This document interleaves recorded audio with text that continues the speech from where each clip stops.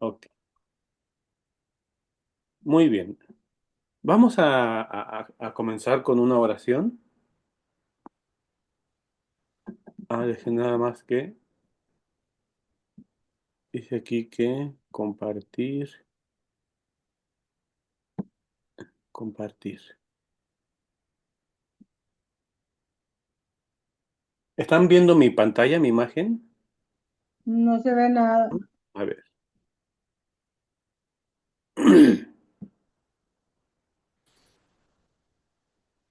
Y ahora sí, Muy la bien, vestimenta del sumo sacerdote. vamos a comenzar con nuestra oración, con una oración en el nombre del Padre, del Hijo, del Espíritu Santo. Amén. Bueno, Muy buenas tardes, muy buenas noches, mi Señor Jesucristo. Gracias por este momento que nos das para reflexionar acerca de tus enseñanzas en tu Sagrada Escritura. Permítenos acercarnos a ellas con reverencia, con sencillez, con un espíritu abierto a tu palabra, pero también con obediencia a las legítimas autoridades de tu iglesia, el Papa y los obispos y los sacerdotes que a ellos asisten. En tus manos nos ponemos, mi Señor Jesucristo.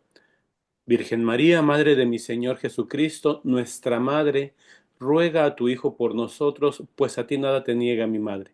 En el nombre del Padre, del Hijo y del Espíritu Santo. Amén. amén.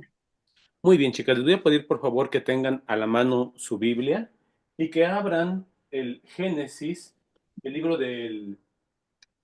No, el libro del Éxodo en el capítulo 28 es el segundo libro de la Biblia. Voy a poner un poco el contexto. La clase se llama El sacerdocio de Cristo en la carta a los Hebreos. Pero para poder entender la carta a los Hebreos y el sacerdocio de Cristo, es importante conocer el concepto de sacerdote. No sé si recuerden ustedes, comenzamos primero viendo cómo era el concepto de sacerdote en el mundo pagano antes de que Dios tuviera un pueblo. Y luego vimos cómo Dios escoge a un hombre, Abraham, y para que sea el fundamento, la base para la creación de un pueblo que Dios quiere específicamente dedicado para él. Bueno, eh, ¿En qué capítulo, perdón? Éxodo 28. Luego vimos cómo, de una manera muy interesante, en un evento muy particular, la Sagrada Escritura, el pueblo de Dios con Abraham no tiene todavía formalmente sacerdotes. Pero en un evento muy especial, en una batalla, Abraham conoce a un sacerdote que no se sabe quién lo consagró, que no se sabe cómo fue hecho sacerdote.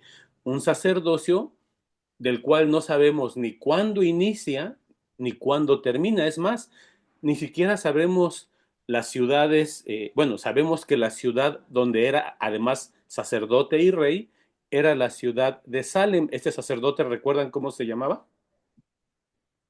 Melquisedec. Melquisedec, efectivamente. Sin embargo, aquí el pueblo de Dios todavía no tiene sacerdocio propiamente dicho.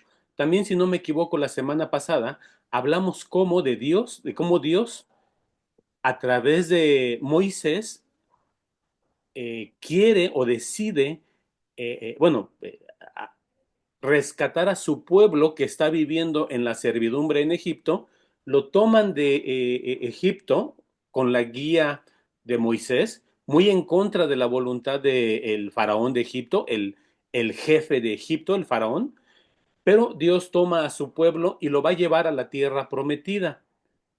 Hasta este momento no tenemos todavía sacerdotes. Dios en este proceso decide que el primer sacerdote de su pueblo va a ser el hermano de Moisés, Aarón. ¿Eso sí lo vimos, chicas?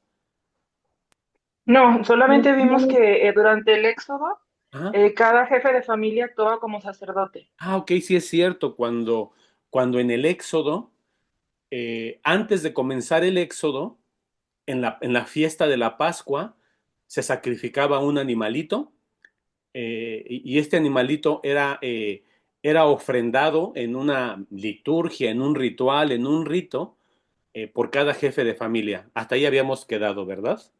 ¿Correcto? Sí, Muy Sí. bien. Bueno, también quiero comentarles que antes incluso de que el pueblo de Dios tuviera sacerdotes, Dios le manda a Moisés que construya un santuario, algo así que un santuario que también va a tener el nombre de el tabernáculo, así se va a llamar tabernáculo, o también se va a llamar la tienda del encuentro, porque en ese lugar eh, Dios se va a encontrar con alguien que va a designar como sacerdote. Todavía no hay sacerdote y ese santuario o esa tienda de encuentro o esa tienda de campaña o ese tabernáculo solamente, bueno, va a estar dividido en dos partes. En él solamente puede entrar, voy a describirlo primero, lo pueden ver ustedes aquí. Esto que ustedes ven allí es una representación moderna de cómo posiblemente era este tabernáculo. Ustedes pueden apreciar, no sé si se ve mi mouse, este sí. tabernáculo, por cierto, ustedes van a encontrar en el capítulo 8 versículo 25, perdón, capítulo 25 versículo 8 y siguientes. Busquen por favor esta cita bíblica, capítulo 25 versículo 8 y siguientes. ¿Del Éxodo? En el Éxodo, así es. Las normas referentes a la construcción del santuario y sus ministros. Es correcto. Éxodo 17, 20, 25.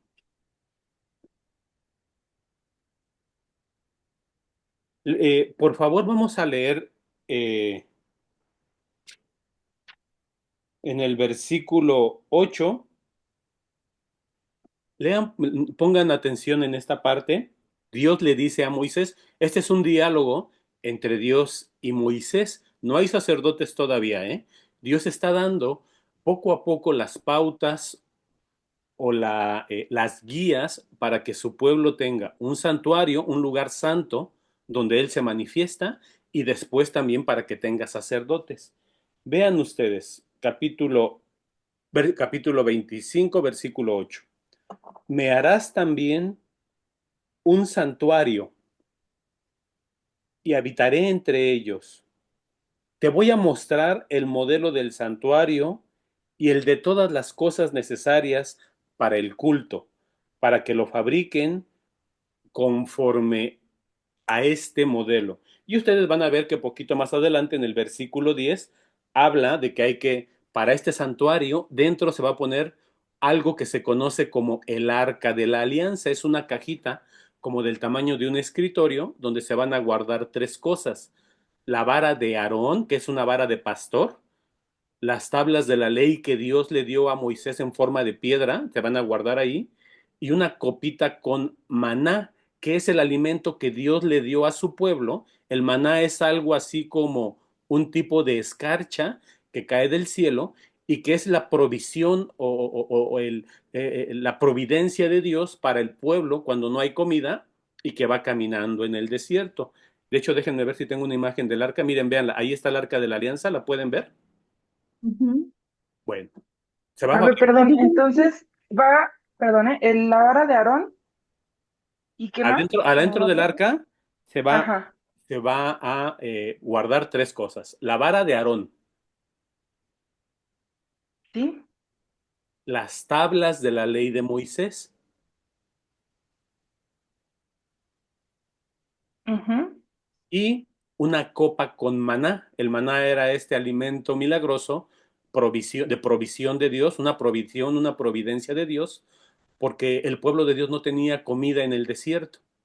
Todas las mañanas mira, tenían que recoger este maná, tenían que consumirlo y lo que no se comían se desaparecía.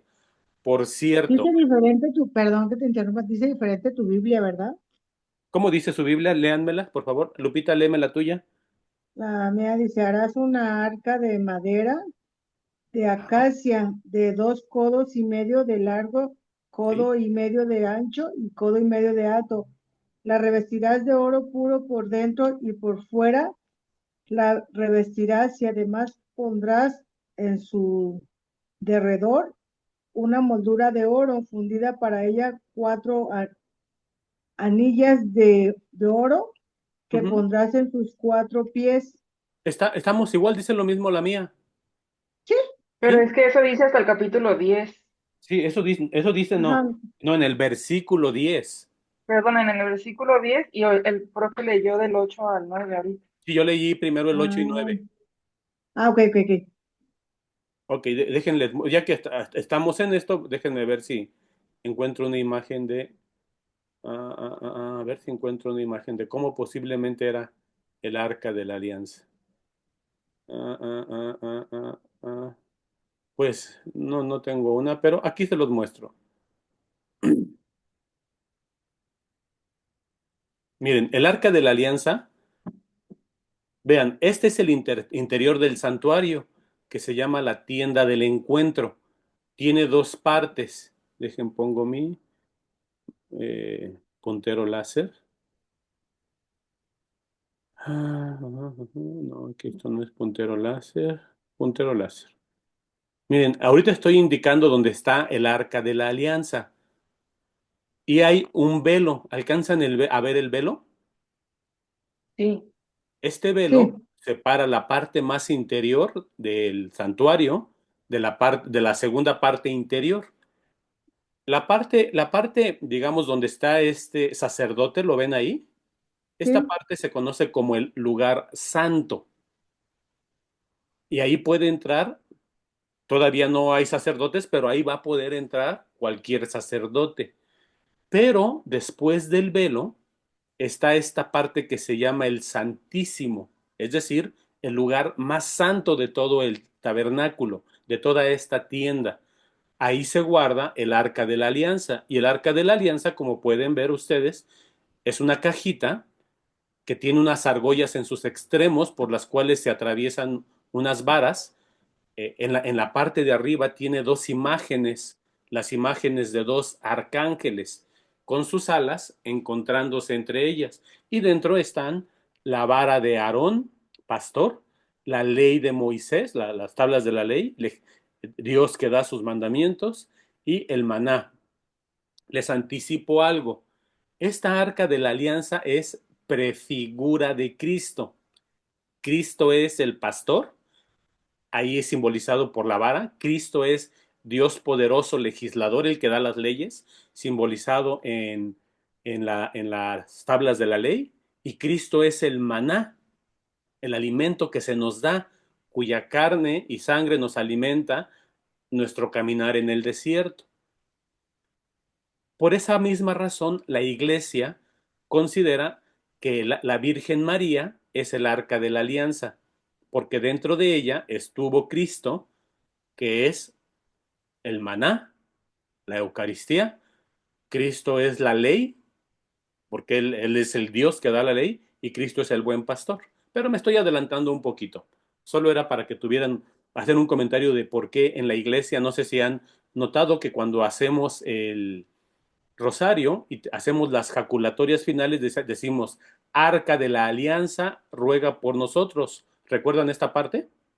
sí, Bueno, sí. se refiere a la Virgen María. La Virgen María es esta cajita de oro, esta cajita preciosa, especialmente preparada por orden de Dios para llevar dentro de sí a aquel que es la auténtica vara de Aarón, el verdadero maná y la verdadera ley, Cristo.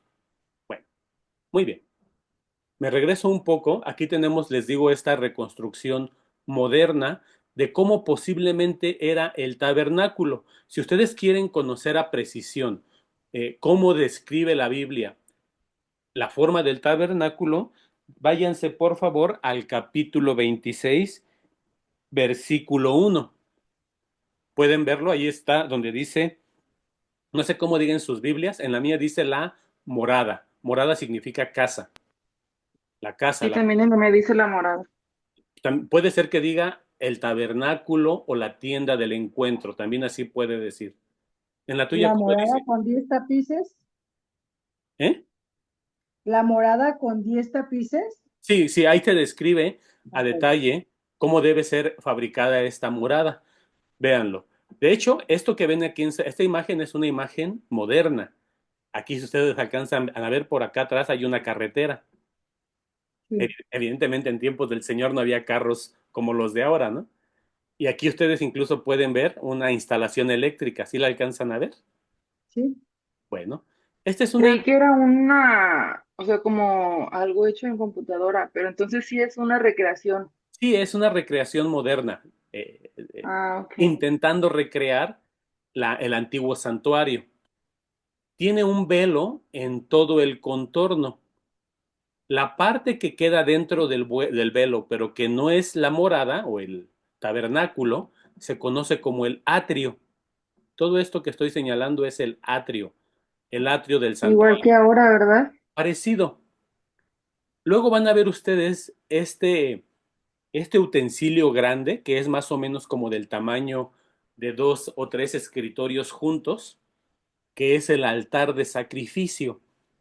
Este altar por dentro es hueco para poner madera, para que se pueda prender fuego, y encima se ha de poner algo parecido a una reja, para que se pueda poner el animal sacrificado cuya carne quemada, asada, se le va a ofrecer a Dios. Asar un animalito se conoce como holocausto. Aquí se le ofrecen holocaustos a Dios. Noten este diseño que Dios manda, entre otras cosas, indica que le ponga 4 cuernos en las orillas. ¿Sí se alcanzan a ver los 4 cuernos? ¿Sí se alcanzan a ver los 4 cuernitos? Sí, poquito, pero Sí. sí. Los cuernos en la Biblia parece ser que tienen un simbolismo de poder. Algo con cuernos es algo poderoso, intimidante, algo que representa cierto miedo, cierta autoridad, ¿no? Entonces, este se vaya a conocer como el altar del holocausto. A un ladito van a encontrar algo así como un utensilio, como una pequeña olla más o menos grande, del tamaño quizás de una arrocera de esas grandes, donde va a haber agua, donde los sacerdotes la utilizan para purificar sus manos, lavarse las manos y los pies antes de la ofrenda, antes de ofrendar. ¿Esto qué les recuerda en la Santa Misa, por cierto? Cuando le arriman el agua y no sé cómo se llama, el pañito para que se lave la mano al padre. Efectivamente, cuando el sacerdote en la Santa Misa va a comenzar el santo sacrificio, donde se va a ofrendar una víctima que es Cristo, en la forma de pan y vino, se lava las manos, se las purifica con 3 utensilios, una jarrita que se llama, bueno, el- una toallita, una jarrita y una cazuelita que recibe el agua, que es la jofaina, el aguamanil y el manutergio. Déjenme ver si lo tengo por acá. Sí, aquí está. Miren, vean, aquí hay un sacerdote de la antigua alianza lavándose las manos, haciendo el rito de la purificación antes de comenzar a ofrecer el santo sacrificio. Y por acá a la izquierda, a la derecha, ustedes pueden ver el ritual que sigue el sacerdote hoy en la Santa Misa antes de comenzar el santo sacrificio de la misa. Entonces, Correcto. la jarrita, ¿cómo se llama? Perdón. Jofaina, La jarrita. jofaina. Ok. ¿Y las demás? La toallita, el manutergio. Y la palanganita es el aguamanil. Ok, gracias. Muy bien. Todavía hasta este momento no hay sacerdotes. Dios apenas está mandando primero a construir el santuario. Aún no hay sacerdotes. Pero Dios va a pedirle al hermano de Moisés, que se llama Aarón, más bien Dios va a pedir que él sea ordenado sacerdote. pero todavía no hay sacerdotes. Entonces adivinen quién lo va a ordenar sacerdote. Una persona no se puede ordenar a sí misma sacerdote. Te tiene que ordenar a alguien con autoridad. No es que yo me levante un día y diga, hoy quiero ser sacerdote y ya soy sacerdote. Alguien con la autoridad de Dios me tiene que ordenar. En este caso, el que va a ser nombrado sacerdote para Dios, el que va a ofrendar, el que va a ofrecer todos los ritos, la liturgia, todos los actos sagrados, va a ser Aarón, el hermano de Moisés, y sus descendientes. Y la persona que los va a ungir como sacerdotes, que los va a ordenar, ya veremos después, va a ser el mismo Moisés. Moisés va a ser el que los va a ordenar por orden de Dios, aunque Moisés no ha sido ordenado sacerdote, pero tiene toda la autoridad de Dios. Antes de que los ordene sacerdotes, en el, bueno, me detengo un poco. Antes de avanzar a la parte de los sacerdotes, voy a describir un poco el santuario o el tabernáculo. Ya lo dije, tiene un atrio, tiene la parte para la purificación de los sacerdotes, para lavarse los pies y las manos, tiene el altar de sacrificio, aquí lo ven, y por dentro está dividido en dos secciones. Una sección que se llama el lugar santo, es donde está este sacerdote. Luego viene un velo y la parte más profunda, que se llama el lugar, el santísimo, el santo de los santos, la parte donde nunca nadie puede entrar excepto el sumo sacerdote y solamente puede entrar una vez al año en una fiesta que se llama la fiesta de la expiación. No la voy a explicar en este momento, pero es un lugar súper especial, súper santísimo. Y no sé si ustedes recuerden, esto hace un poco referencia a nuestro Santísimo. ¿Cuál es esa parte santísima donde solamente una persona autorizada legítimamente por la iglesia puede acceder? ¿Cuál es? El Santísimo, el Sagrario. Mm, ¿Sí lo recuerdan? sí. En el Sagrario se guarda el pan consagrado que no se consumió durante el sacrificio de la Santa Misa, durante la Eucaristía, se reserva en el Santísimo, porque es el cuerpo y la sangre de Cristo. Y por esa misma razón nos arrodillamos, nos hincamos y le adoramos. Ese pan ya no es pan común y corriente, ya no es una galleta, es, aunque ciertamente mantiene sus características físicas de pan y de vino, ya es el cuerpo y la sangre de Cristo de manera real. Entonces, aquí guardamos, aquí no se dice guardar, se dice reservamos el cuerpo de Cristo en el Santísimo, o que nosotros le conocemos como el Sagrario. Y el Sagrario solamente puede ser abierto por un sacerdote o por un ministro extraordinario de la comunión, debidamente autorizado por el obispo. El obispo en nuestra diócesis autoriza a una cantidad de laicos que pueden servir para llevar la comunión a la gente que no puede ir a misa, a que puedan, con permiso del obispo, acceder al Santísimo, al lugar más santo del templo y tomar el cuerpo y la sangre de Cristo. Yo, a estas personas se les conoce como ministros extraordinarios de la Eucaristía. Su servidor, yo sirvo como ministro. ¿Hasta aquí dudas, preguntas, chicas? No. ¿Todo Yo bien? tengo una pregunta. Dime, Hilda. Eh, ¿Esto era, o sea, la distribución que hay ahorita era solo al inicio y después evolucionó o en qué lugar se leía las, pues la palabra de Dios? Porque lo hacían en las sinagogas, ¿no? Efectivamente, esa es una pregunta muy interesante, porque primero, este tabernáculo fue usado por el pueblo de Dios mientras eran nómadas, errantes. Cuando se movían de un lugar a otro, desarmaban la casa del encuentro, el tabernáculo.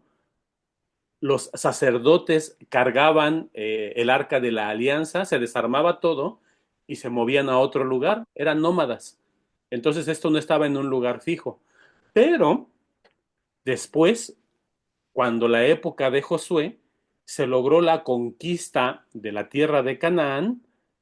En épocas del rey Salomón se construyó el templo de Jerusalén. Déjense los muestro, ahí está. Este es el templo de Jerusalén. Si ustedes notan, es muy parecido.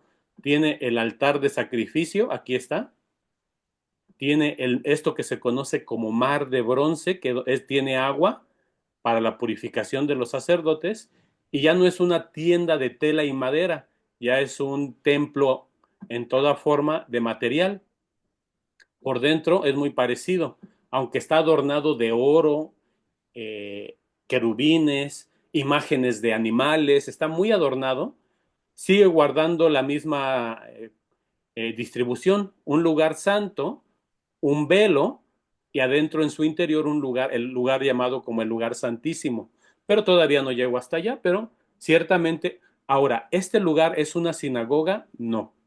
Este es el templo de Jerusalén.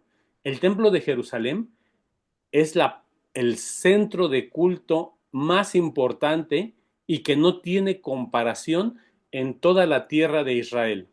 No puede haber más que un solo templo y está en Jerusalén. Pero en los pueblitos, donde no, que les queda muy lejos el templo, hacen sinagogas, fabrican o construyen sinagogas. ¿Qué se puede hacer en las sinagogas? En las sinagogas se puede leer la palabra de Dios, la Sagrada Escritura.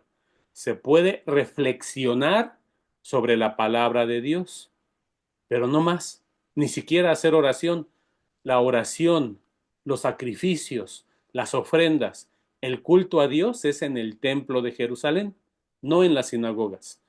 Por esa razón los judíos tenían, aunque vivían lejos, tenían al menos 3 veces al año, tenían que ir al templo de Jerusalén, aunque vivían lejos, como nuestro Señor Jesucristo. Si recuerdan, nuestro Señor Jesucristo, su infancia y su juventud la vivió en Nazaret, que le queda retirado como más o menos como de aquí a, déjenme hacer cuentas, como de aquí a San Juan de los Lagos, quizás un poco menos, Dios. la distancia que hay entre Jerusalén y Nazaret, la provincia de donde es nuestro Señor es de un pueblito llamado Nazaret, en una provincia que se llama Galilea. Aunque él no nació ahí, ¿sí recuerdan dónde nació nuestro Señor Jesucristo? En En Belén. Belén. En Belén, un pueblito cercano al oeste de Jerusalén, muy cerca de Jerusalén, a unas cuantas horas a pie. Ok, entonces en el templo solo se hacían sacrificios, pero no había Sacrificios, lectura. sacrificios, ofrendas, Ajá, eh, eh, eh, eh, todo el culto a todo el culto, Dios sí, ajá. era en el templo. Pero Y como las escuelitas para aprender eran las sinagogas. algo así, pero en la sinagoga no podías ofrecer sacrificios. Si lo hacías Ajá. era un pecado gravísimo, porque el centro del culto del pueblo de Dios es el templo de Jerusalén. La sinagoga no puedes hacer ofrendas, no se debería de hacer sacrificios, nada de eso. Eso estaba muy mal visto en el pueblo de Dios. Entonces, profe, nos decía que los judíos no tenían dónde expiar sus pecados. Desde la destrucción del templo de Jerusalén, ¿ellos no hacen las ofrendas ya? Efectivamente, desde que el templo de Jerusalén en el año 70 fue destruido por los romanos, se interrumpió todo tipo de liturgia judía en cuanto a sacrificios, ofrendas, perdón de pecados. La fiesta de la expiación ya no se celebra como era en el templo de Jerusalén, ya no existe el templo de Jerusalén, solo quedó un muro, el muro, y ni siquiera muro del templo, sino un muro de una explanada que es un terraplén que construyeron para emparejar el terreno, porque es una loma. Jerusalén está en un cerro, entonces es una loma, y para hacer aplanado arriba construyeron unos muros laterales, unos muros de contención, rellenaron de tierra y luego pusieron ahí plano y ahí construyeron el templo de Jerusalén. El templo desapareció por completo y ese terraplén también solo quedó el muro oeste cuando lo destruyó el general romano Tito en, Uy, qué triste para ellos. para ellos. Pero, Sí. pero recuerden esto, eso lo predijo el Señor Jesucristo, más bien lo profetizó el Señor Jesucristo cuando dijo, no quedará piedra sobre piedra. Ahora, para nosotros cristianos, este tema nos causa algún tipo de angustia, quizás sí desde o tristeza o melancolía, desde el punto de vista histórico y arqueológico, quizás sí, pero desde el punto de vista teológico y espiritual no. ¿Por qué? Porque nuestro templo está levantado, sigue en pie. Sí. ¿Quién es? Entonces, ¿Quién es el templo? este, ¿No pues todos Dios mismo, nosotros? ¿no? Jesucristo. Cristo, Cristo es No. nuestro templo. Él dijo, destruyan este templo y yo lo resucitaré, yo lo levantaré en 3 días. Entonces, esto que Jesucristo hizo fue destruir esto tan importante El Señor para que no Jesucristo fueran a... no lo Bueno, no, destruyó el Señor Jesucristo, no. sí, no, no, sí, se fue destruido después, pero a lo que me refiero es que eso tenía que ser así para que ahora el templo estuviera como en todo, en cualquier lugar, pues, o sea, como que no fuera nada más Sí, un sitio donde hubiera el pero, templo, sino... pero no tenía que ser así. Todo esto fue a consecuencia de la dureza de corazón de los judíos, que aún viendo las muestras de que Cristo era el Mesías, lo rechazaron. Sí, No aceptaban los milagros que hacía, ¿verdad? rechazaron a nuestro Señor por completo. Es que Permítanme era un un momento, escándalo permítanme. la doctrina, sí.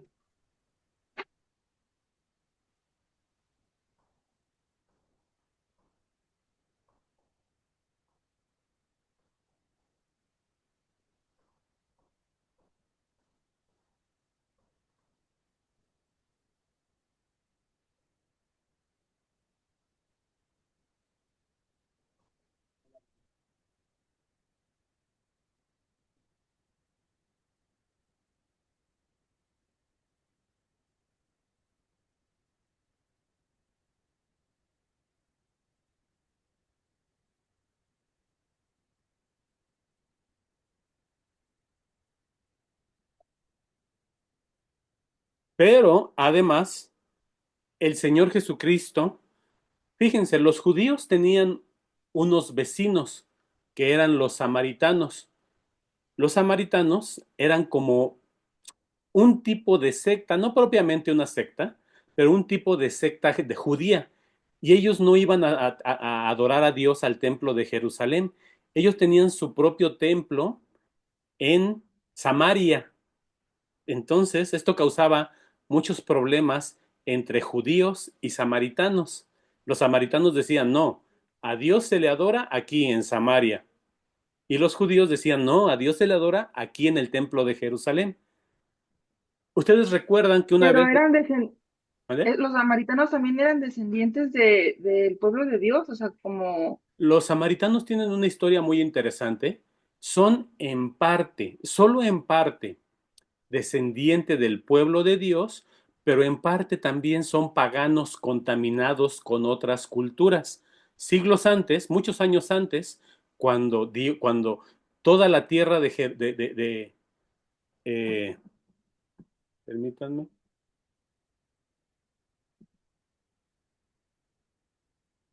caramba,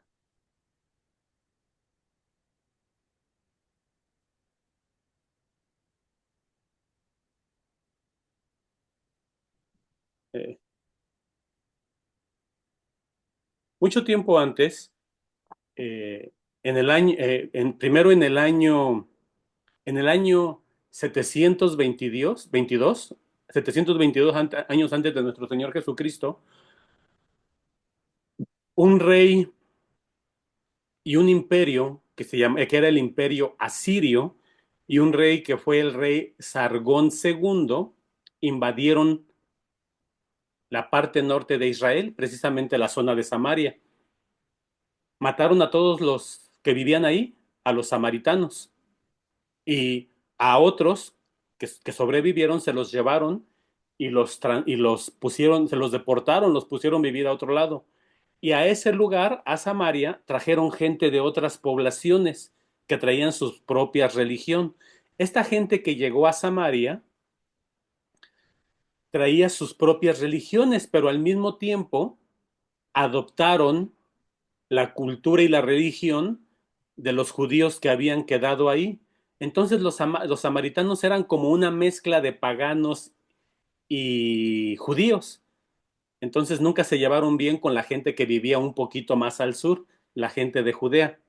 Los samaritanos tenían su propio templo en el monte Garizim y los judíos tenían su templo en el monte, en el monte de la ciudad de Jerusalén. Entonces, de hecho, ustedes recuerdan esta pelea entre, más bien, este diálogo intenso entre nuestro Señor Jesucristo y la mujer samaritana. La mujer Sí, samaritana, que le dice, o sea, que a ella le extraña que un judío le esté hablando si se supone que sí, están peleados a morir. están peleados por temas religiosos, políticos y étnicos. Los judíos no le hablan a los samaritanos porque los consideran judíos impuros, judíos falsos. Y los samaritanos no le hablan a los judíos porque los ven muy presumidos, se creen la gran cosa, etcétera. Entonces, nuestro Señor Jesucristo le dice a la samaritana, dame agua, y ella le dice, ¿cómo tú siendo judío me pides que te dé agua a mí que soy samaritana? La parte interesante de este diálogo es que esta mujer le dice a nuestro Señor, ¿dónde hay que adorar a Dios? Ustedes dicen que en Jerusalén, pero nosotros decimos que aquí, en Samaria. ¿Y qué le responde el Señor Jesucristo? Yo no recuerdo. Llegará el día en que a Dios se le adorará en espíritu, no se le adorará ni aquí ni en Jerusalén, sino en espíritu y en verdad. Eso se refiere a que el templo de Jerusalén físico, nuestro Señor Jesucristo ya sabía la dureza de corazón del pueblo judío y sabía que iba a ser eliminado por el imperio romano, por el ejército de Tito. Pero él le dice, pero la verdadera adoración va a ser en mi espíritu. Yo soy el templo de Jerusalén. Entonces, Perdón que pregunte tanto, pero se me vienen a la mente muchas cosas. ujú, Este, entonces, ¿cuál es el motivo o cuál es el sentido que los judíos tienen a ir al Muro de los Lamentos? ¿los judíos tienen qué? Tienen para ir al Muro de los Lamentos. Ah, claro, bueno, los judíos van al muro de los lamentos a lamentarse que les destruyeron el templo de Jerusalén, a llorar, a rezar. Lo único que quedó del templo sagrado fue el muro, ese muro. Entonces, los judíos lo consideran como lo único que quedó de su lugar santo, lugar sagrado. Hoy día no lo pueden reconstruir porque arriba está una mezquita musulmana, muy posterior, se construyó mucho tiempo después. Eh, pero esa es la razón, los judíos, hay muchos judíos que añoran y esperan que su templo sea reconstruido y que los sacrificios sean reinstaurados. De hecho, algunos judíos piensan que cuando venga el Mesías, que ellos siguen esperando, el templo va a ser reconstruido. Pero nosotros sabemos que el templo ya fue reconstruido porque ya vino el Mesías, Cristo. Cristo es el templo. Pero me Así es. adelanté muchísimo, chicas. No, no todavía, bueno, esto es parte del sacerdocio de Cristo, pero me adelanté muchísimo. Muy bien, me quedo en esta parte que estaba describiendo cómo era el templo de el tabernáculo. Todavía no es templo, ¿eh? Esto, el pueblo de Dios no ha tomado posesión de la tierra prometida. Son nómadas que andan por aquí y por allá. Cada vez que se mueven, desarman el santuario, el tabernáculo. Los sacerdotes, solamente ellos pueden tocar y cargar el arca de la alianza y se mueven a otro lugar. Hasta este momento no hay templo de Jerusalén. Y se mueven como porque se les acaban los recursos y se van a buscar Bueno, así como, o qué, o porque tenían el maná, ¿no? bueno, no, se mueven porque ellos no son propietarios de nada, aunque Dios a Abraham le había prometido que toda esa tierra les iba a pertenecer, en esa tierra ya vive gente, los cananeos, en todo Canaán. Eso no se llamaba Israel, primero se llamó Canaán. Ahí viven cananeos, que son varias etnias, no es una, son varias, varios grupos. Y les prestan, les dan permiso de estar para que pastoreen ahí sus animalitos, pero cuando escasea el pasto tienen que ir a buscarle a otro lado y le piden permiso a otro y luego a otro y luego a otro. Todavía no se da la conquista de Canaán. La conquista de Canaán se va a dar hasta cerca del siglo XIII, año 1200 y tantos, antes de nuestro Señor Jesucristo, con el liderazgo de Josué. Con Josué se va a lograr la conquista de la tierra prometida, pero antes de eso, con Moisés son nómadas. No sé si recuerden que la Sagrada Escritura describe que el pueblo de Dios fue nómada en el desierto por 40 años. Sí, nada más que no entendía por qué se iban, pero pues era porque no les pertenecía la tierra. Sí, todavía no se logra la conquista de Canaán. No son propietarios, andan por aquí y por allá donde les permiten. A veces los corren, a veces les permiten y andan para arriba y para abajo. Ciertamente llevan sus chivitas, llevan su ganadito, eh, eh, Es como los tipos húngaros que andan en un lado y a otro, así como los que les llaman los húngaros, que son ¿verdad? los gitanos romaníes. Muy bien. Hasta aquí, chicas, ¿alguna duda, una pregunta? Hasta aquí vamos a dejar la clase. Logré explicar la Mm. importancia del santuario, del tabernáculo, de los utensilios más importantes para el culto. Aún no hay sacerdotes, ¿eh? Aclaro. La próxima semana, no, volviendo de Pascua, De después de la Pascua. semana de Pascua, vamos a ver primero cómo Dios ordena que sean las vestiduras sacerdotales y cómo se va a investir o a ordenar a los sacerdotes. Todavía no hay sacerdotes. Ya hay instrucciones para el santuario, pero nada más. ¿Listo? Samuel, una pregunta. Dime, Lupita. Tengo yo el catecismo de la iglesia. ¿Qué me recomiendas leer? ¿Qué te recomiendo leer? Bueno, Ujú. todo, pero quizás si quieres empezar, mira, todo el Ujú. catecismo de la Iglesia Católica tiene resúmenes al final de cada parte. Si, si todo el catecismo es muy grande y a veces con lenguaje complicado, te sugiero que leas los resúmenes. O existe un catecismo de la Iglesia Católica sintetizado, delgadito. Puedes comprarlo y leerlo todo. Pero mi sugerencia es que empieces con los puros resúmenes y que comiences en la estructura que lleva el catecismo. El catecismo está dividido en cuatro partes. La primera parte es el credo, en qué creemos. La segunda parte es, si no me equivoco, los sacramentos, la vida de la gracia. La tercera parte son los mandamientos, la moral cristiana. Y la cuarta parte es la vida espiritual, la vida de oración, el Padre Nuestro. Es credo, sacramentos, mandamientos y Padre Nuestro. Yo te recomiendo que lo leas en ese orden y que comiences con los resúmenes. Déjame ver, aquí tengo mi catecismo. Acá está mi catecismo de la iglesia. Entonces, miren, por ejemplo, en esta versión que tengo del catecismo, después de cada parte viene un resumen, vean ahí dice resumen. Yo te recomiendo que leas los resúmenes, porque están muy rápidos, muy concretos y muy fáciles de entender. Ok, muy bien. Muy bien, chicas, muy buenas noches, Teresita, que Dios te bendiga. Bienvenida. Bueno, bienvenida y adiós. Listo, Ya chicas. Buenas andamos. noches, muchas Nos gracias. vemos, vamos a nuestra oración final en el nombre del Padre, del Hijo, del Espíritu Santo. Amén. Muy buenas Amén. noches, mi Señor Jesucristo. Gracias por este día que nos regalas. Gracias por tu infinito amor y tu infinita misericordia. Bendice a mis hermanas que están preparándose para estas fiestas de Pascua, bendice a tu iglesia, la iglesia de Cristo, que se prepara para estas grandes fechas.